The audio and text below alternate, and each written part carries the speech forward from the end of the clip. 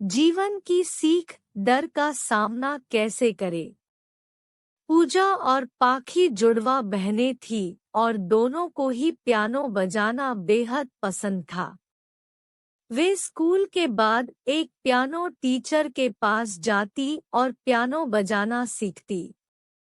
घर जाकर भी वे रोज घंटों प्रैक्टिस करती और दिन प्रतिदिन उनकी पियानो स्किल्स बेहतर होती जा रही थी। एक दिन क्लास खत्म होने के बाद पियानो टीचर बोले, तुम दोनों के लिए एक अच्छी खबर है। दोनों बहनें गौर से टीचर की बात सुनने लगी। इस बार दुर्गा पूजा के दौरान तुम दोनों को पहली बार स्टेज पे सबके सामने अपना हुनर दिखाने का मौका मिलेगा। दोनों एक दूसरे को देखने लगी। उनके दिल तेजी से धड़कने लगे। उन्हें डर था कि पता नहीं वे इतने लोगों के सामने परफॉर्म कर पाएंगी या नहीं। अगले कुछ हफ्तों तक दोनों ने जम के तैयारी की और अंततः दुर्गा पूजा का दिन भी आ गया। दोनों अपने माता पिता के साथ स्टेज के पास बैठी बाकी बच्चों का प्रोग्राम देख रही थी। उनके मन में कई सवाल चल रहे थे।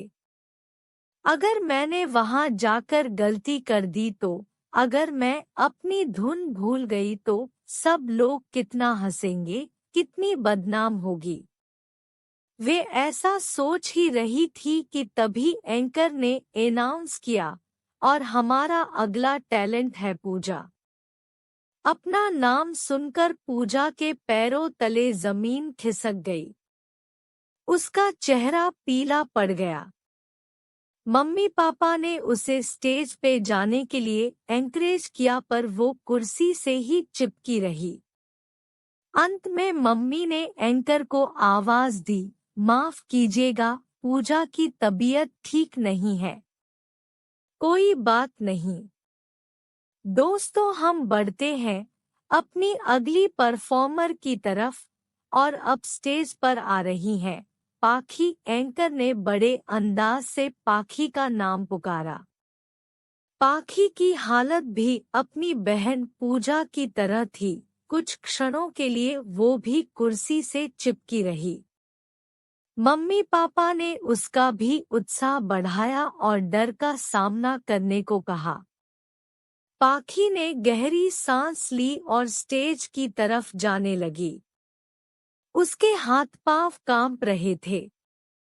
इतना नर्वस वो इससे पहले कभी नहीं हुई थी। उसने परफॉर्म करना शुरू किया। उससे कई गलतियां हुई। जी में आया कि स्टेज छोड़कर भाग जाए, पर वो टिकी रही और अपनी परफॉर्मेंस पूरी की। पाखी की हिम्मत के लिए लोगों ने तालियों से उसका उत्साहवर्धन किया। इसके बाद फिर दोनों पहले की तरह पियानो सीखने लगी। समय के साथ दोनों में काफी सुधार आया, और कुछ महीनों बाद एक बार फिर टीचर ने उन्हें सूचना दी, अगले महीने शहर में एक कॉन्सर्ट आयोजित हो रहा है और तुम दोनों को उसमें परफॉर्म करना है।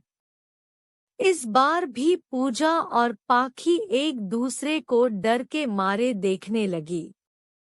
जब कंसर्ट का दिन आया तो एक बार फिर पूजा अपनी सीट से नहीं उठ पाई और पाखी पिछले बार की तुलना में अधिक कॉन्फिडेंट थी और उसने पहले से बेहतर परफॉर्म किया।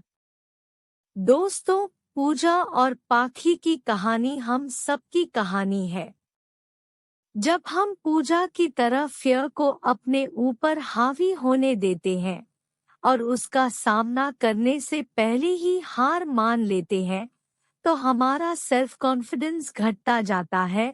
लेकिन अगर हम हिम्मत दिखाते हैं और फियर को फेस करते हैं, तो हमारा आत्मविश्वास बढ़ता जाता है और हम जिंदगी में बेहतर कर पाते हैं। यहाँ ये भी ध्यान देने वाली बात है कि पूजा और पाखी में कोई और अंतर नहीं था। दोनों जुड़वा बहनें थी। सिखाने वाला टीचर भी सेम था। लेकिन बस एक डर की वजह से पूजा कुर्सी पर बैठी थी और पाखी स्टेज पर परफॉर्म कर रही थी। क्या आप भी किसी चीज को लेकर बहुत डरते हैं?